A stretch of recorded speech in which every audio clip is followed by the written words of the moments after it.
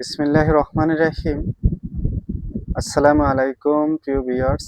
আশা করি মহান আল্লাহর রহমতে যে যেখানে আছেন ভালো আছেন, সুস্থ আছেন। সবার সুস্থতা কামনা করে আরও একটি ভিডিও নিয়ে আসছি। নিজের মন্দ ভাগ্য পাল্টে অন্যের ভাগ্য কেড়ে নেওয়া কুফরি মন্ত্র। এই জমরাজ কিতাব, কুফরি কালাম কিতাব, পোড়া কালাম, উল্টো কালাম কিতাবে যত কুফরি মন্ত্রগুলি, যদি আপনাদের ভালো লাগে অ্যাপ্লাই করবেন, ভালো না লাগলে শুরু থেকে স্কিপ করে বেরিয়ে যাবেন। এক কথায়, যদি আপনাদের মনে কোনো রকমের দ্বিধা বা দ্বন্দ্ব আসে তাহলে ভিডিও অ্যাপ্লাই করবেন না, স্কিপ করে বেরিয়ে যাবেন দয়া করে। যার ভালো লাগলে সে ভিডিও দেখবেন, ভালো লাগবে না স্কিপ করে বেরিয়ে সরে যাবেন। ভালো লাগে চ্যানেলটি সাবস্ক্রাইব করবেন, একটি করে লাইক কমেন্ট করবেন যদি আপনাদের ভালো লাগে। আজকের ভিডিওটা হলো নিজের মন্দ ভাগ্য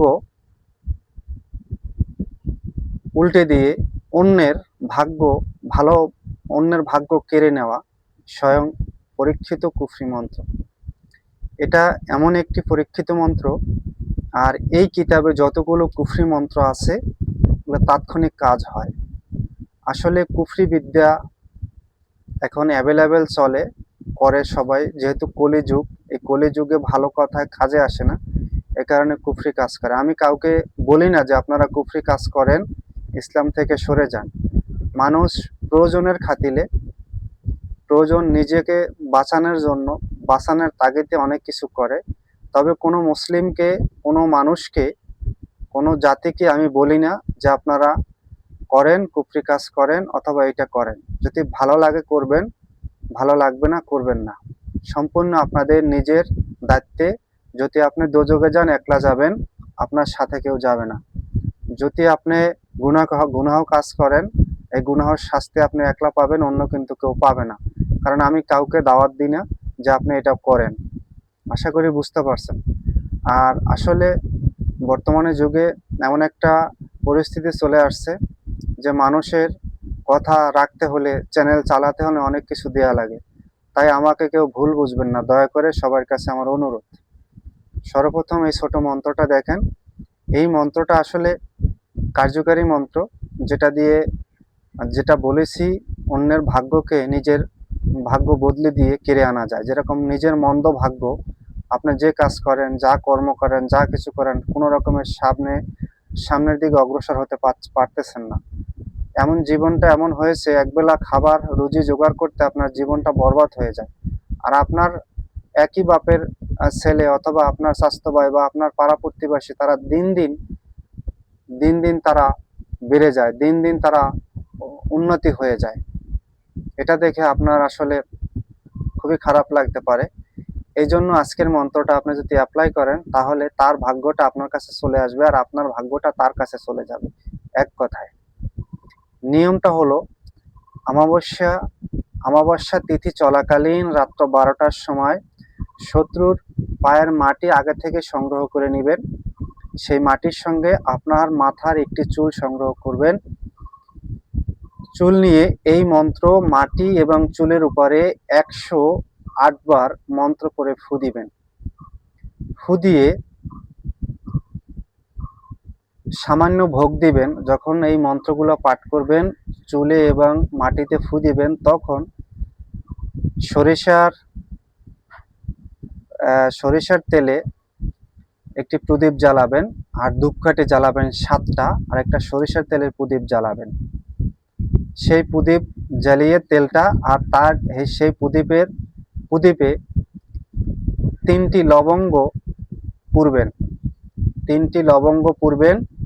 আপনি যখন আসনটা সাজাবেন, সামনে ধূপকাঠি ধরাবেন, আর একটি সরিষার তৈলে অখণ্ড প্রদীপ জ্বালাবেন। তারপরে সেই প্রদীপে 3টা লবঙ্গ পুড়বেন সোজা হিসাব। তারপরে সে চুল আর মাটি একাত্র করে বেঁধে, লাল কাপড়ে বেঁধে আপনার বালিশের নিচে রাখবেন। আপনি যে বালিশে ঘুমান সেই বালিশের নিচে রেখে দিবেন। রেখে দেওয়ার 3 দিন রাখবেন। 3 দিন রাখার পর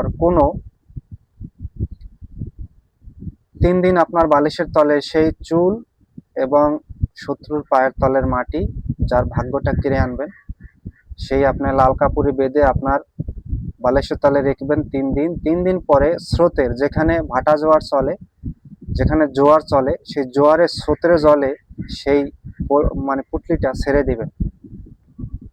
দেখবেন তার ভাগ্যটা আপনার কাছে চলে আসছে, আপনার ভাগ্যটা তার কাছে চলে গেছে। তবে বুঝে শুনে করবেন, ভাবিয়া করিও কাজ, করিয়া ভাবিও না।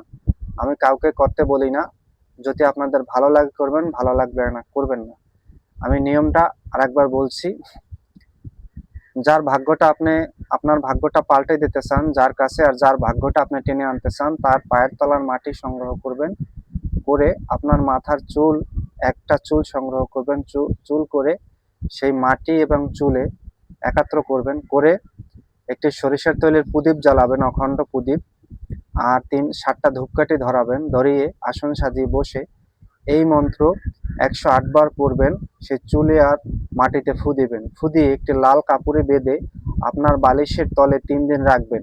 3 দিন রাখার পরে সেই পুঁটলিটা স্রোতের, যেখানে জোয়ার ভাটা জোয়ার চলে, স্রোতের জলে সেই পুঁটলিটা ছেড়ে দিবেন। সাথে সাথে আপনার ভাগ্য, তার ভাগ্যটা এসে যাবে, আপনার ভাগ্যটা তার কাছে চলে যাবে। আশা করি বুঝতে পারছেন। সবাই ভালো থাকবেন, সুস্থ থাকবেন। ভিডিওর কোনো অংশ যদি আপনি না বুঝে থাকেন অবশ্যই কমেন্ট করবেন। আর এই কাজ সম্পূর্ণ নিজ দায়িত্বে করবেন। কোনো ক্ষতিগ্রস্ত হলে আমি আমার চ্যানেল কখনো দায় দিতে পারবেন না। আজ এই পর্যন্তই। আসসালামু আলাইকুম ওয়া রাহমাতুল্লাহ।